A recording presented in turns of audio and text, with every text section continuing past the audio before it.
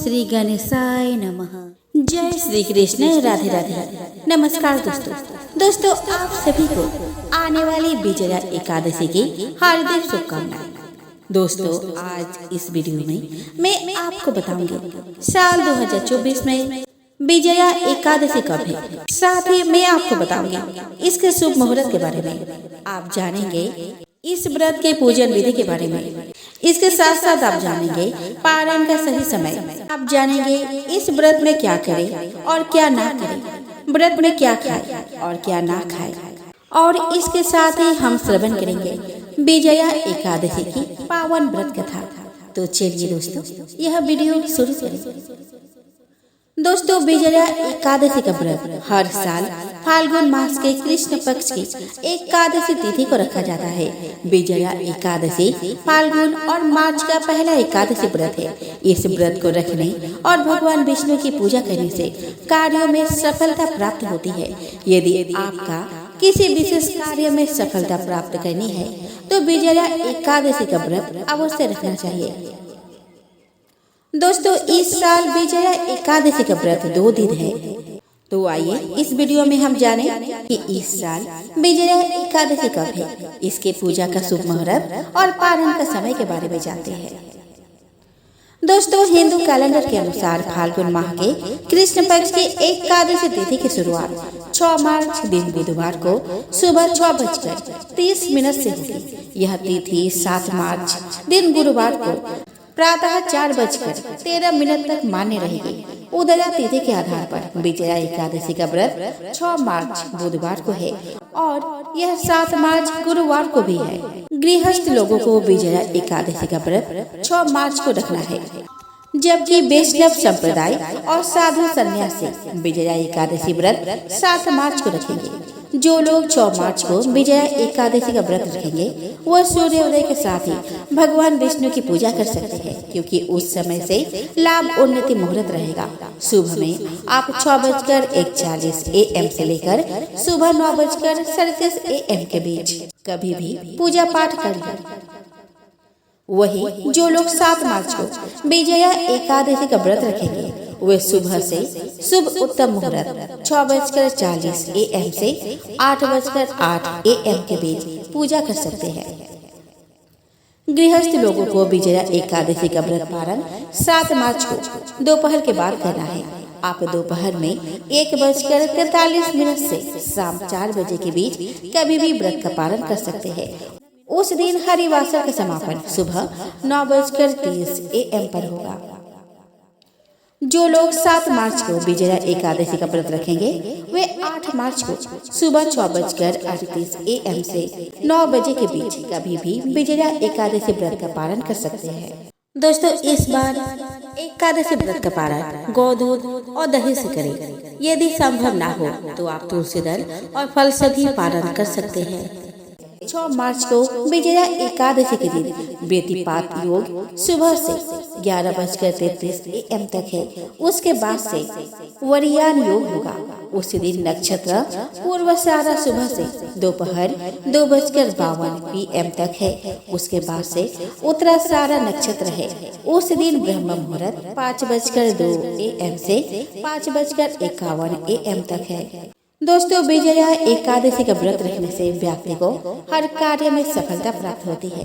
भगवान विष्णु के आशीर्वाद से पाप मिटते हैं और मोक्ष की प्राप्ति होती है। विजया एकादशी के दिन दैनिक कामों से निवृत्त होने के बाद गंगा जल मिश्रित पानी से स्नान कर पीले वस्त्र धारण करें। अब सूर्य देव को जल अर्पित करें। चौकी पर पीला या लाल कपड़ा बिछाकर भगवान विष्णु की मूर्ति स्थापित करें। इसके पश्चात उन्हें पीले रंग का फल, फूल आदि विशेष चीजें अर्पित करें। दीपक जलाकर आरती करें और विष्णु चालीसा का पाठ करें। अब श्री हरि से सुख समृद्धि की कामना करें।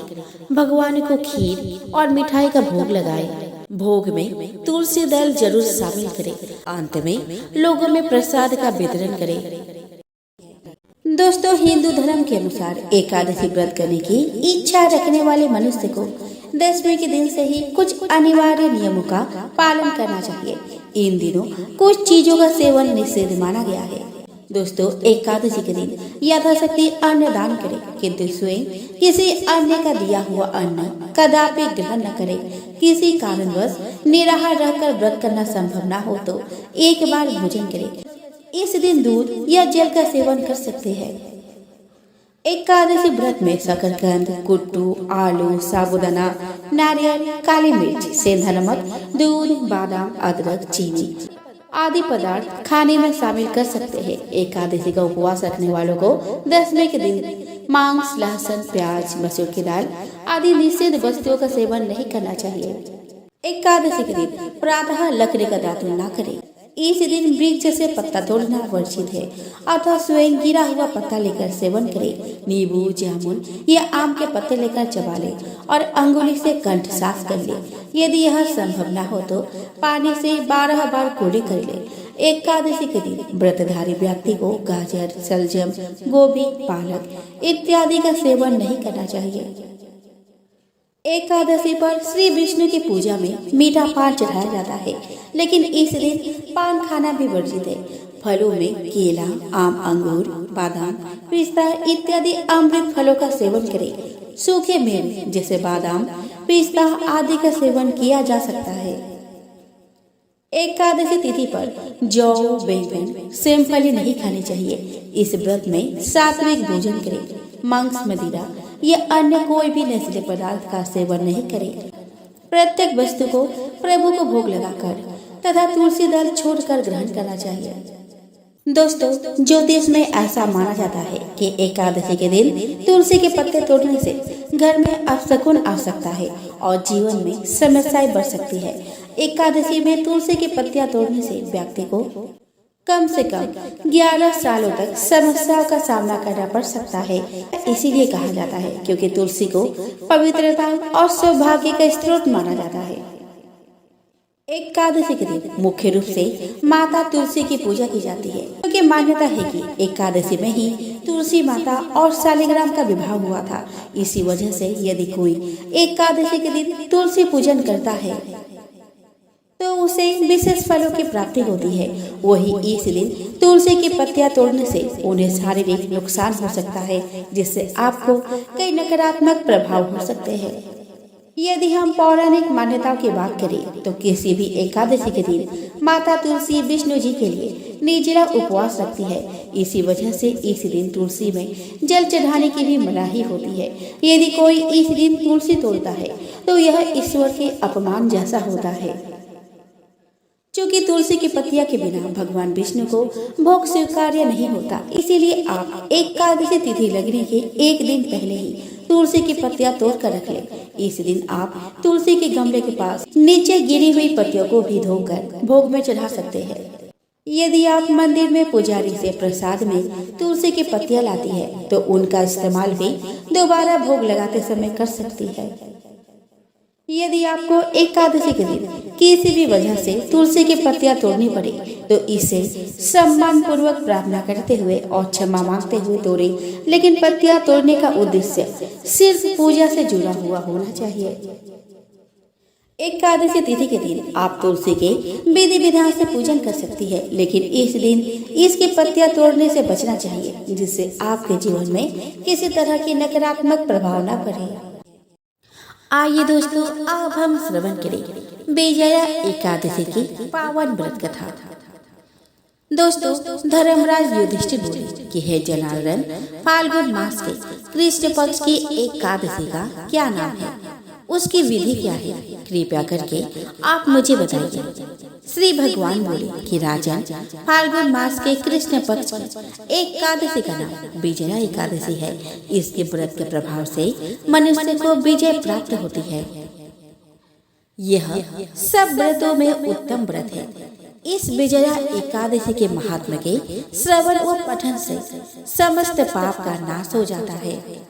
एक समय देवर्षि नारद जी ने जगत पिता ब्रह्मा जी से कहा कि महाराज, आप मुझसे फाल्गुन मास के कृष्ण पक्ष की एकादशी का विधान कहिए।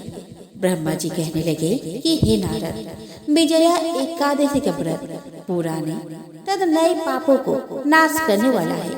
इस विजया एकादशी की विधि मैंने आज तक किसी से भी नहीं कही है। यह समस्त मनुष्य को विजय प्रदान करती है।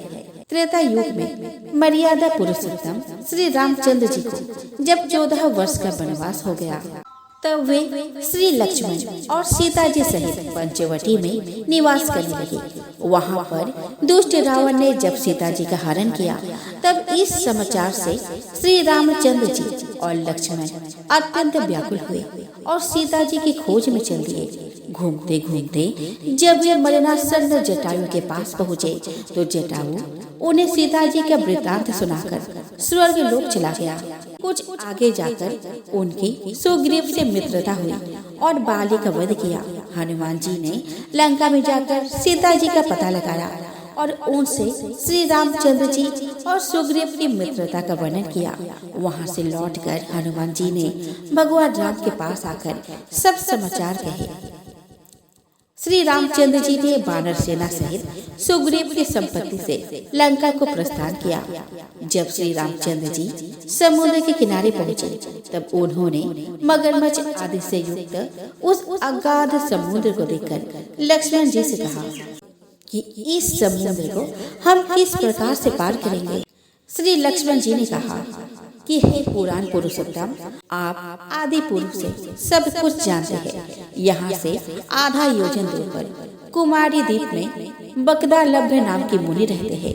आप उनके पास जाकर इसका उपाय पूछिए। लक्ष्मण जी के इस प्रकार के वचन सुनकर श्री रामचंद्र जी बकदालभ्य ऋषि के पास गए और उनको प्रणाम करके बैठ गए। मुनि ने भी उनको मनुष्य रूप धारण किए हुए पुराण पुरुषोत्तम समझकर उनसे पूछा कि हे राम, आपका आना कैसे हुआ।